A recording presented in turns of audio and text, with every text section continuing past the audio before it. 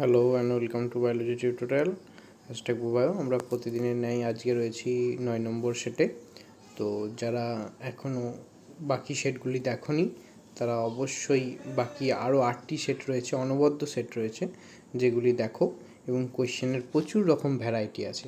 Uncommon set করার তোমাদের ধাঁচা তৈরি করতে হবে, তবেই তোমরা আরও ভালোভাবে নিজেদের এগিয়ে নিতে পারবে।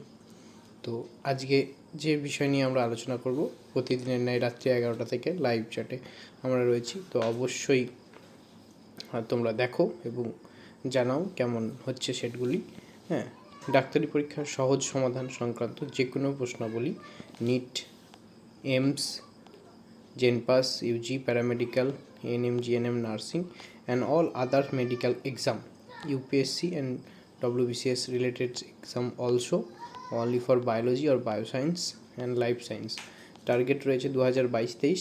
তো যারা এখনও বাকি সেটগুলি দেখোনি অবশ্যই দেখে নাও। আজকের আমরা 9 নম্বর সেটে চলে যাচ্ছি।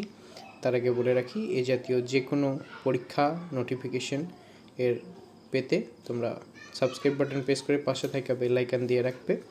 এখানে যে কোনো পরীক্ষার নোটিফিকেশন এবং অনবদ্য বায়োলজি সেটগুলি করানো হয়ে থাকে। 1 নম্বর প্রশ্ন আজকে 9 নম্বর সেটের, পতঙ্গ পরাগী ফুলের বৈশিষ্ট্য কোনটি হবে?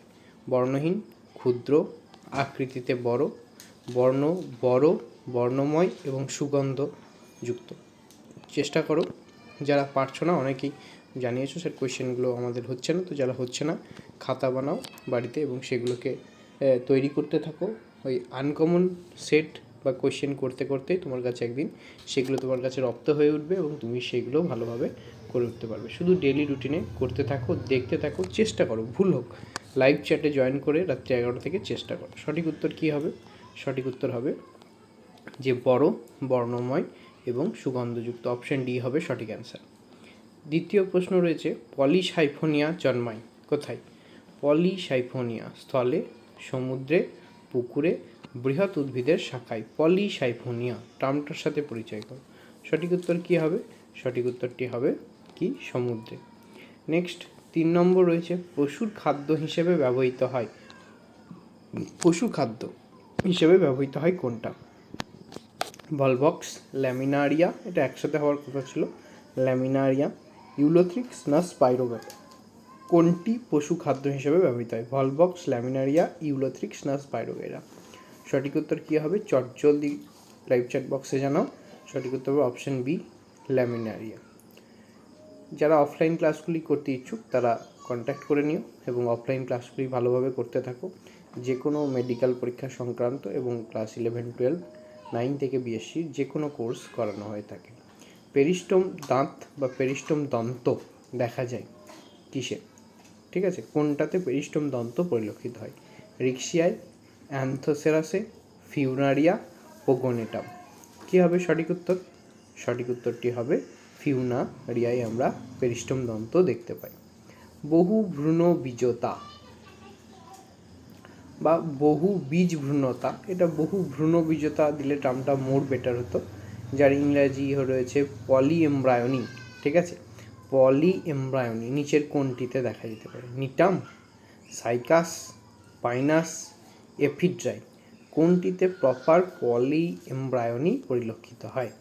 সঠিক উত্তর কী হবে? চটজলদি জানাও। পলিএমব্রায়োনি হবে পাইনাসে।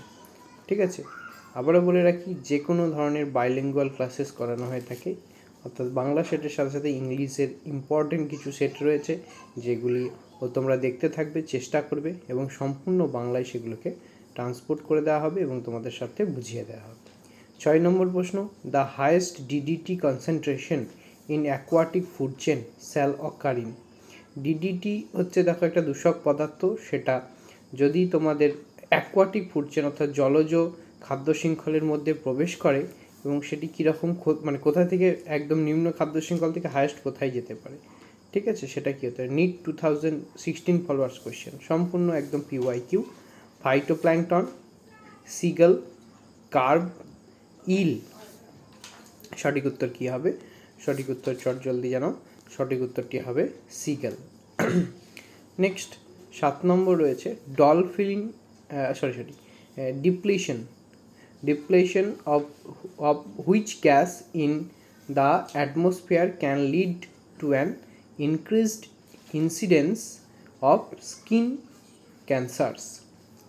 কোনটির কারণে, হ্যাঁ, অ্যাটমসফিয়ারের কোনটির কারণে ভবিষ্যতে স্কিন ক্যান্সারের সম্ভাবনা, অর্থাৎ ত্বকীয় ক্যান্সার যেটা, তার সম্ভাবনা বৃদ্ধি পাচ্ছে।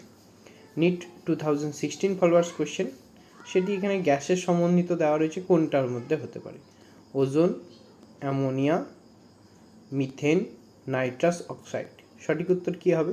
সঠিক উত্তর চট জলদি জানো, হ্যাঁ, ওজোন। কারণ সিএফসির কারণে ওজোন লেয়ারের স্তরে ফুটো হলে আল্ট্রাভায়োলেট রশ্মি সেগুলো স্কিনের উপর এসে পড়লে ভবিষ্যতে স্কিন ক্যান্সারের সম্ভাবনা অনেকাংশে বেশি থাকে। Which one of the following statement is not valid for aerosols? Aerosols কি? বায়ু দূষণে পাবো আমরা, এয়ার পলিউশনে। সো অ্যারোজলসের জন্য নিচের কোন স্টেটমেন্টটি সঠিক নয়, not valid? NEET 2017 followers question, they are harmful to human health, they alter rainfall and monsoon pattern, they cause increased agriculture productivity, they have negative impact on agriculture land। কোনটি হতে পারে? সঠিক উত্তর কোনটি হতে পারে? চট জলদি জানিয়ে দাও। সঠিক উত্তর হবে কি না, they cause increase agriculture productivity, the cause increase agriculture productivity। ঠিক আছে, দেখে নাও কোয়েশ্চেনটা ইম্পর্টেন্ট। ঠিক আছে, নট ভ্যালিড বলেছে, তো কোনো সময়তেই এগ্রিকালচারের প্রোডাক্টিভিটিকে অ্যারোজল বাড়িয়ে তুলবে না। কোয়েশ্চেনটা কিন্তু ইম্পর্টেন্ট, পিওয়াইকিউ এবং রিপিটিশনও হতে পারে আপকামিং এক্সামে। Which of the following are most suitable indicators of SO2 pollution in the environment? Sulphur ডাইঅক্সাইডে যদি পলিউশন ঘটে তাহলে নিচের কোনটি ইন্ডিকেটার্স, অর্থাৎ দূষণ নির্দেশক হিসেবে কাজ করে থাকবে? লাইকেন্স, কনিফার, অ্যালগি অর ফাঙ্গি। সঠিক উত্তর কী হবে? সঠিক উত্তর হচ্ছে লাইকেন, কারণ সেটি বর্ণ চেঞ্জ করে দেয় বা মৃত হতে থাকে। লাস্ট প্রশ্ন আজকের সেটার এবং মোস্ট অফ দ্য ইম্পর্টেন্ট, যারা এখনও বলে রাখি যে যারা এখনও সাবস্ক্রাইব করনি বা দেখছো লাইক করনি, লাইকের সংখ্যাটা বাড়াও এবং সাবস্ক্রাইব করে পাশে থাকা বেল আইকন দাও এবং also share with your friends. বন্ধুদের সঙ্গে যথাসম্ভব ভিডিওটি শেয়ার করো, তাতে কম্পিটিশন এলে আরও তোমাদের ইনক্রিজ করা যাবে কোয়েশ্চেন নাম্বার এবং বাকি জিনিসগুলো। তো সে কথা মাথায় রেখে একটু বন্ধুদের সাথে অবশ্যই শেয়ার অ্যান্ড সাবস্ক্রাইব করে দাও বন্ধুদের নিয়ে এবং লাইক করতে থাকো।